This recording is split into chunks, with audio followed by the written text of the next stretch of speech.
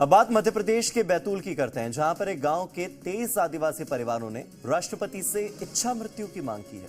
यह खुद में ही चौंका देने वाली बात है। आखिर ऐसी क्या मजबूरी हो सकती है इन गांव वासियों की कि जिसकी वजह से एक नहीं, दो नहीं, बल्कि 23 आदिवासी परिवार राष्ट्रपति से इच्छा मृत्यु की मांग कर रहे हैं। देखिए रिपोर्ट। 23 परिवारों पर संकट के बादल।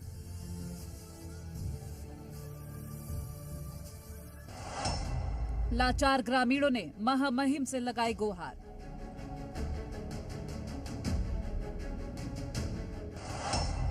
राष्ट्रपति से इच्छा मृत्यु की मांग। ये तस्वीरें आप जो देख रहे हैं, ये मध्य प्रदेश के बैतूल के कढ़ाई गांव की है। जैसे ही आप गांव में एंट्री करेंगे, आपको एक जंग लगा बोर्ड दिखेगा, जिस पर हरियाली खुशहाली योजना लिखा नजर आएगा।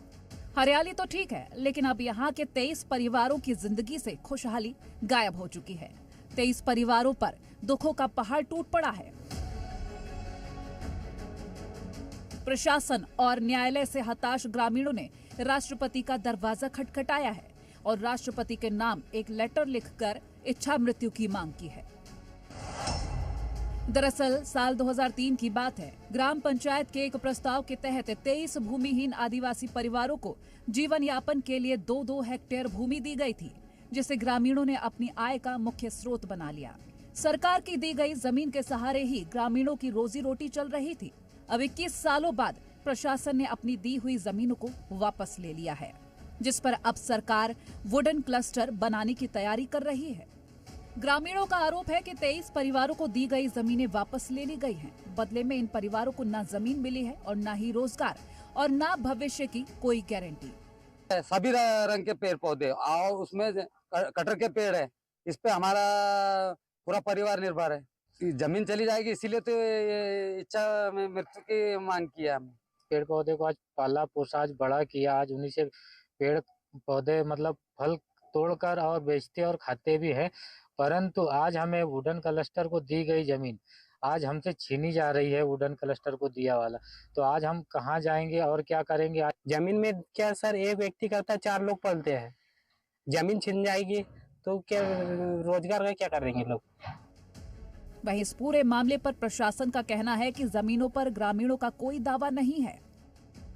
ऐसा कोई भी तथ्य राजस्व रिकॉर्ड या किसी भी जगह उपलब्ध नहीं है।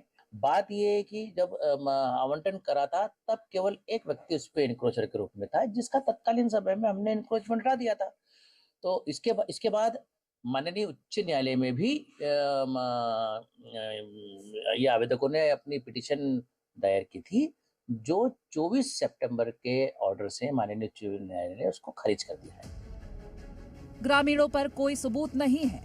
न्यायालय में भी ग्रामीण हार चुके हैं। वो जो कह रहे हैं झूठ कह रहे हैं। जब कोई रास्ता नहीं सूझा तो आदिवासी ग्रामीणों ने राष्ट्रपति को पत्र लिखकर इच्छा मृत्यु की मांग की है, जिस पर कलेक्टर साहब का कहना है कि ग्रामीण किसी के बरगलाने पर ऐसा कर रहे हैं। तो तथ्यों के विपरीत बात बोल के एक महत्वपूर्ण योजनाओं को से वंचित करने का जो काम किया जा रहा है, ऐसे लोगों को हम ट्रेस भी कर रहे हैं।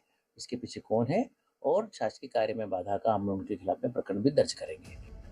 इस पूरे मामले पर प्रशासन का अपना तर्क है। प्रशासन का कहना है कि वुडन क्लस्टर बनने से बैतूल जिले का नाम देश दुनिया में चमकेगा, रोजगार के अवसर बढ़ेंगे।